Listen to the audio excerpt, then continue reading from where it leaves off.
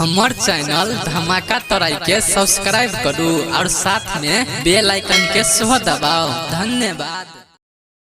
बोला बोला बाबा महेंद्रनाथ की।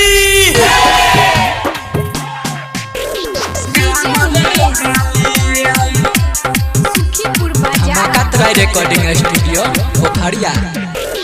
बोलबम के नारा लगा के चलै छै पेनी के गेरुआ साड़ी एक कामर बाली।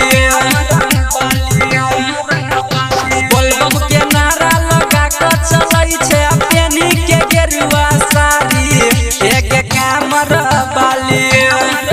एक कामर बाली पापा से मंगबो तोरे खाली एक कामर बाली।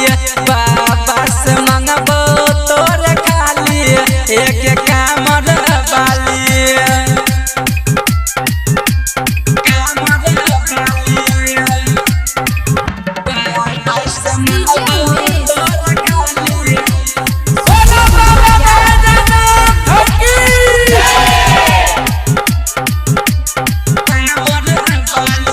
रूप छौ हसीन तोहरा चाल मत बाली।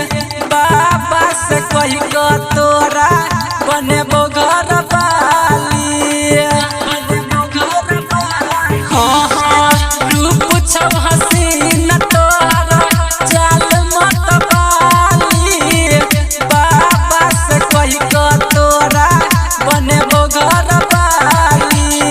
गेरुआ तोरे संग तू लागे बड़ी निक के देखी के मन में होइया यार जब के पिला के। देखी के मन में होइया यार जब के पिला के। देवघर नगरिया जाय छै कमरिया बाबा के सुन दुआरी एक कामर बाली। एक कामर बाली बाबा से मंगबो तोरे खाली एक कामर बाली। बाबा से मंगबो तोरे खाली एक कामर बाली।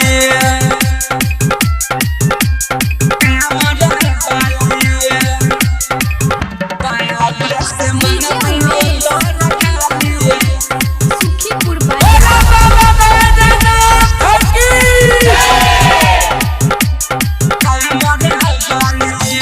चल चकै छौ काबर बजल गे। देखी के मन में हमरा होइया हलचल गे। चल चकै छौ काबर बजल गे। देखी के मन में हमरा होइया हलचल गे। भोले बाबा पर सब रखै छै आशा गे। कदै छै पूरा मन के यार मान गे। कदै छै पूरा मन के यार मान गे। सिंगर अमित सरवन कह बने बहु दिल के रानी एक कामर बाली। एक कामर बाली बाबा से मंगबो तोरे खाली एक कामर बाली। बाबा से मंगबो तोरे खाली एक कामर बाली। धमाका तराई रिकॉर्डिंग स्टूडियो पोखरिया।